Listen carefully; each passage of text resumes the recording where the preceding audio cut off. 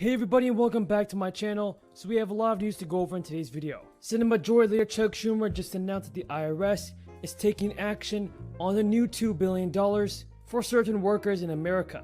And there are also several states that will be receiving more federal stimulus relief money from President Biden's infrastructure bill. Folks, do you believe that individual states should be responsible for sending out their own state stimulus checks? Tell me in the comments below. So California sent out... So they say, well, it's not going to cost the current seniors anything. No, current seniors will pay more with their budget and their plans for the Affordable Care Act to open up again the donut hole. The first batch of Golden State stimulus payments this week, delivering payments to more than 600,000 residents.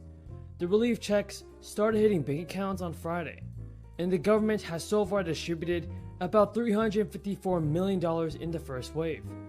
The payments, which will be sent by either direct deposit or paper check, will be issued in 2-week increments. To take hundreds of billions of dollars out of Medicaid, which is about long-term health care for our seniors, and the list goes on. The second round of stimulus checks for California residents is part of Gavin Newsom's $100 billion budget plan that he signed into law back in July. Part of the plan includes the state to be expecting to provide about $12 billion in stimulus relief, 15.2 million California households. In addition, folks, California, Texas, and New York will likely cash in big on the $1 trillion infrastructure package if the bill makes its way to President Biden's desk. That you work hard, that you pay into this system, and that it would be there for you. And we cannot make it break America's promise to our seniors. However, far less populous states like Montana and Alaska will get the most money per capita. The administration said Californians should plan for at least $44 billion in infrastructure funds, the biggest sum for any state, with highways and public transit alone compromising for about $35 billion of that total. Now, Texas came in at number 2 with an estimated allocation of $35 billion, between $26.9 billion in estimated highway funds and $3.3 billion in estimated public transit funds. This bipartisan work on infrastructure just reinforces the recklessness of the purely partisan taxing and spending spree that Democrats want to ram through next. New York, in third, is projected to receive $26.92 billion, folks. Let's not forget, CNBC's analysis shows that Vermont, Montana, Wyoming, and Alaska lead when it comes to estimated per capita infrastructure spending, with at least $3,500 per resident. California's estimated per capita allocation is less than $1,250 per resident.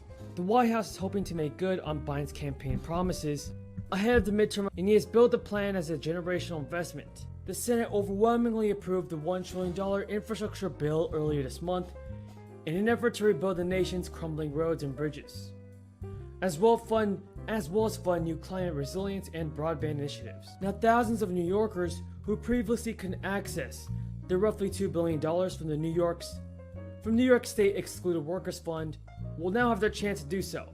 To qualify for this fund, everybody, workers had to obtain an ITIN number from the IRS. However, because of backlogs, limited capacity, and crisis-related closures at the IRS, thousands of new eligible Americans in the state of New York would have had to wait for a year to receive their ITIN. And this delays the payments of a maximum of around $15,000. But the Biden administration has said ending the federal programs at this time is appropriate.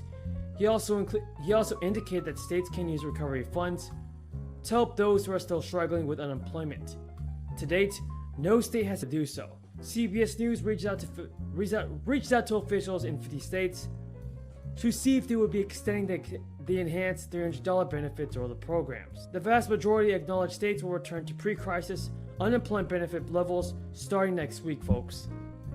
That's all the news in this video, everybody. I hope all of you guys are having a great day, and hope you found this video useful and helpful. Don't forget to subscribe to my channel and share this video with your friends and family. That I saw Leader McCarthy's 11th hour opposition. This shows how difficult it is to negotiate with Republicans. If the Republican leaders are just going to throw their lead negotiators under the bus, Why do they even participate in negotiations? Ports, broadband, high-speed internet. Okay, that's what I think most Americans think of when we talk about infrastructure. But no, the speaker, she wants to tie that in with a 3.5 trillion, which is really, it figures out to be 5.5 trillion. She wants to tie that in and say you can't have one without having the other. And what is in that $3.5 trillion? Yet know how long this will take for the local utilities to repair, but clearly that's a big priority for everyone involved. It could be weeks to get everything fully back up and running. Administration officials are also engaged directly with sector leadership to help ensure all available resources are being brought to bear to restore power as quickly as possible. As you all saw, the president just spoke with governors and mayors from impacted communities, and he was at FEMA's National Response Coordination Center yesterday to receive the latest updates on the response operations. Good to see all of you. This is our first in-person town hall since the beginning, and it's really thrilling to have the opportunity to be in community in person with you all. As we begin this conversation tonight, I just want to reiterate why these town hall events are so important to me. Co-governance is something that we ran on and is one of the core values our office has, and it shapes our work every single day. I fundamentally believe my success in Congress is contingent upon inviting members of our community to come along this journey through conversations in roundtables, in town halls, and community events. All of these conversations have directly guided my legislative priorities in Washington. So I would love to give you guys some really quick updates on the things that we have been up to. And then introduce two of my colleagues to tell you about some important work we've been doing together. And then transition us quickly so that I can take as many questions as possible and hopefully get you all home in time to have dinner for those of you who haven't had dinner yet. Earlier this summer, we advanced $14.4 million in funding for 10 community projects that we submitted in the spring. These 10 projects invest in communities that were hit the hardest by both the pandemic and the social unrest in the past year. They address joblessness, the food desert, housing insecurity, and access to healthcare.